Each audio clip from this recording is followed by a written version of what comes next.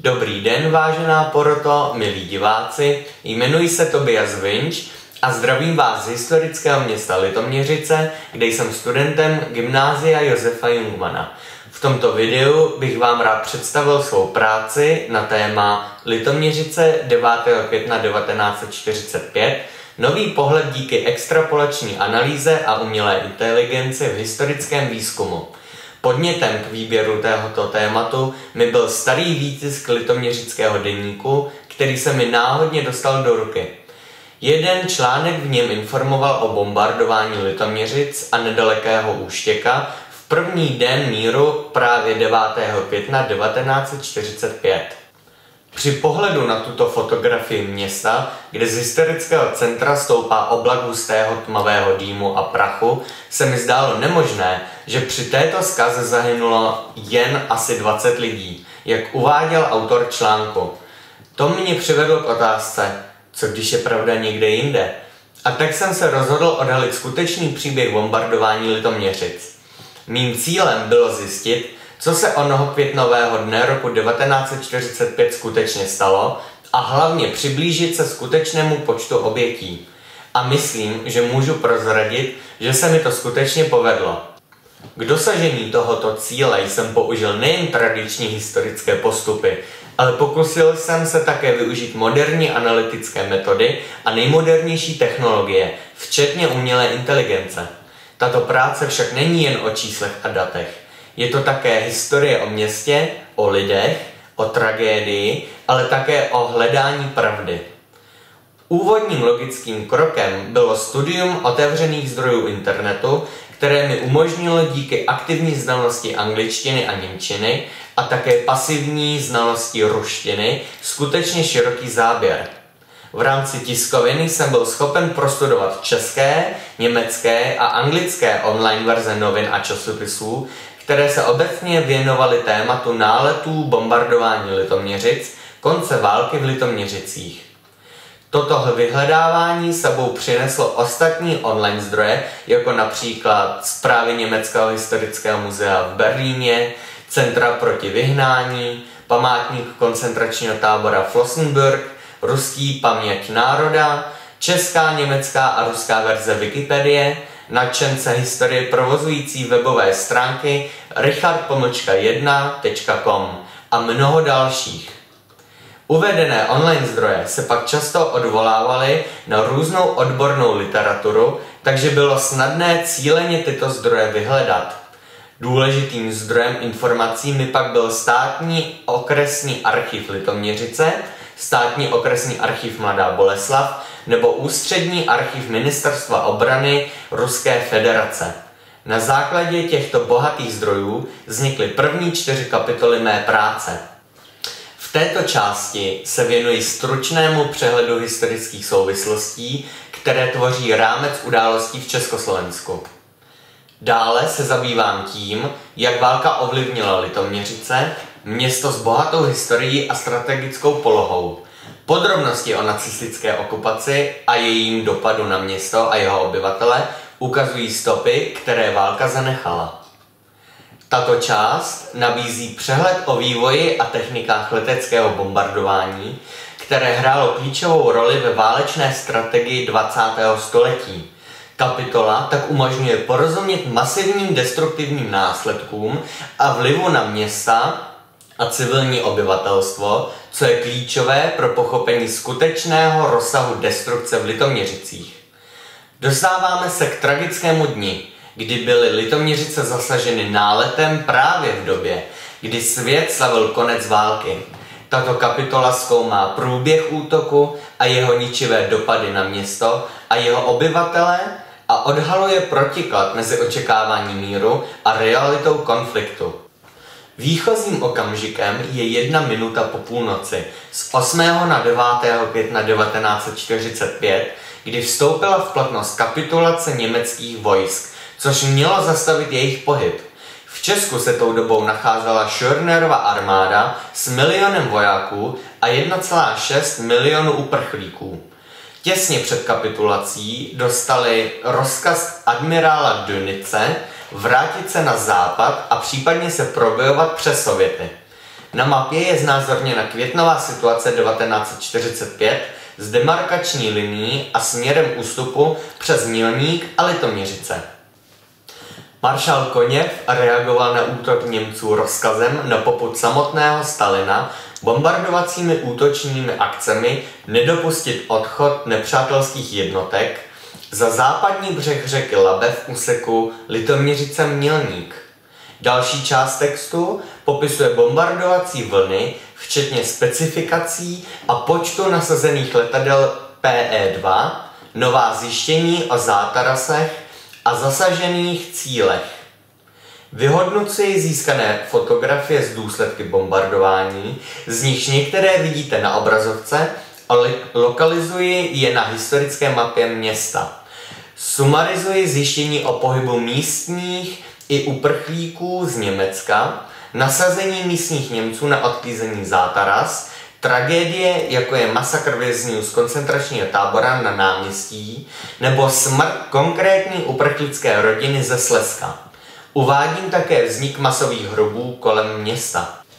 Při pohledu na historicky uváděných 18 obětí jsem si opakovaně kladl otázku, zda toto číslo skutečně odráží rozsah tragédie, který fotografie z tohoto dne tak barvitě zachycují. Ve své práci jsem se dosud zaměřil na hloubkové zkoumání těchto událostí s cílem rekonstruovat průběh bombového útoku. I přes shromáždění velkého počtu informací o destrukci jsem nezískal alternativní údaje o obětech. Během zkoumání jsem získal hodnotné podrobnosti o bombardování jiných měst ze stejného nebo předcházejícího dne, stejnými jednotkami, letadly a bombami. Nejdůležitější byla Saská Žitava na mapě uprostřed nahoře, Hajdenou vlevo nedaleko Děčína a v Česku Mladá Boleslav. Ta přitom měla zvláštní význam, protože byla bombardována v rámci jednoho vojenského rozkazu a jedné operace jako součást hromadného přepadu až 34 míst. Přestože jsou informace o bombardování Litoměřic neúplné, bylo možné provést různé srovnávací analýzy s uvedenými městy. Pro Žitavu a Hajdenau jsem použil ty používané ve statistice pro modelování vývoje ukazatelů, respektive analýz obrazového rastru používanou pro obrazové materiály. Podle těchto srovnávání by tak v Litoměřicích muselo zahynout něco mezi 250 až 400 osobami.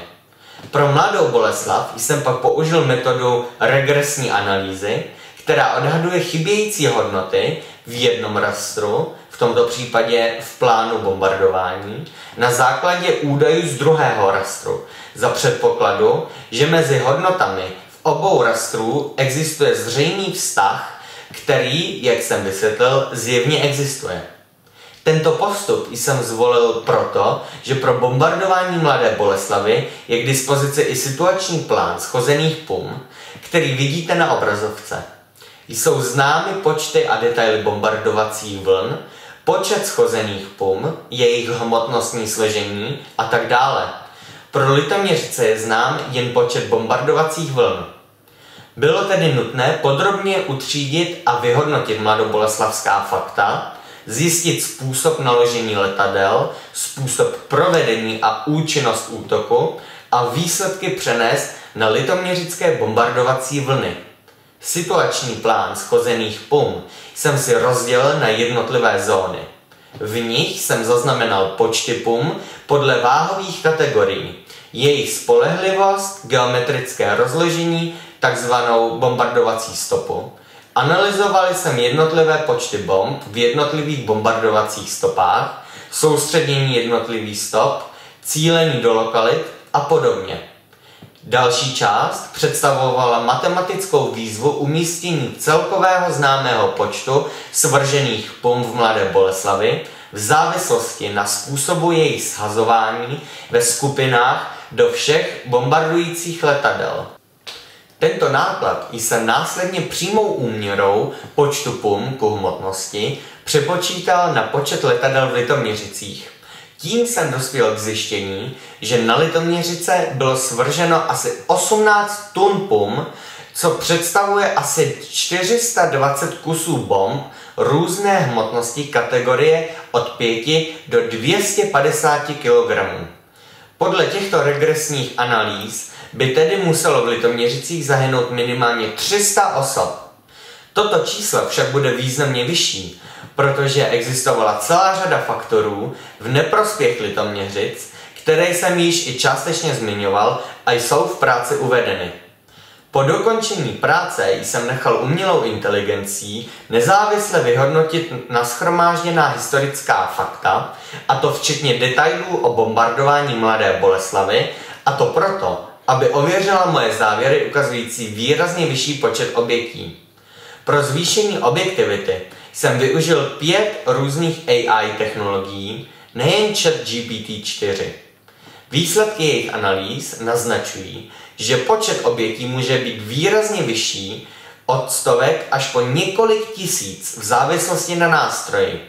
ChatGPT, YouChat a POU odhadují stovky, Google Bard naznačuje několik stovek až tisíců, zatímco Bing osciluje v řadu vyšších desítek až stovek.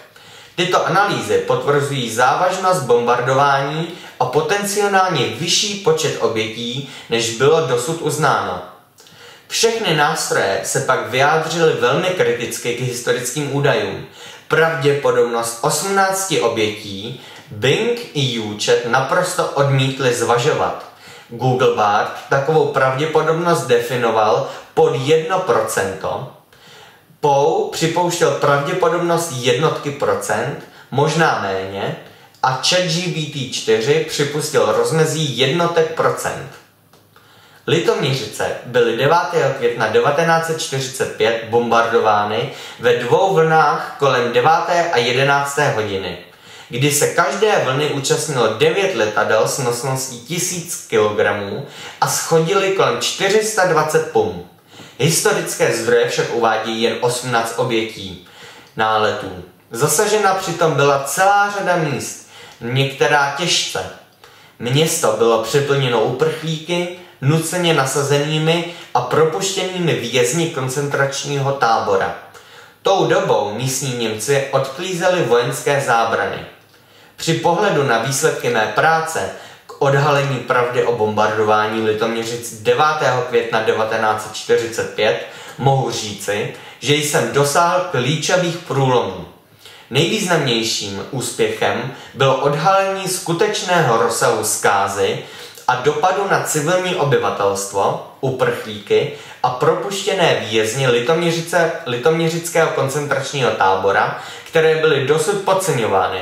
Díky kombinaci historického výzkumu a moderních analytických metod jsem byl schopen přesněji odhadnout počet obětí, kterých mohlo být až 500, ale také poskytnout hlubší pohled na tragédii, která se odehrála.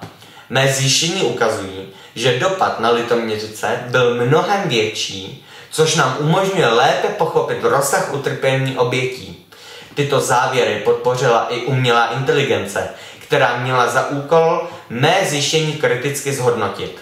Kromě kvantitativních dat jsem také přinesl nové perspektivy a okolnosti bombardování. Toto prohloubení našeho historického porozumění může vést k dalšímu zkoumání. Práce ukazuje cestu další poznávání podobných historických událostí s využitím moderních metod a technologií. Výsledky práce tedy nejenže přispěly k přesnějšímu a komplexnějšímu zaznamenávání historické události, ale také zdůraznili význam pokračujícího výzkumu dějin a neustálé potřeby přehodnocování našeho aktuálního chápání minulosti. Tato práce je výzvou k dalšímu bádání, k hledání odpovědí a k pochopení, že každá oběť má svůj příběh, který si zaslouží být slyšen. Děkuji vám za váš zájem a odhalení pravdy jedné z mnoha kapitol naší historie. Přeji krásný zbytek dne.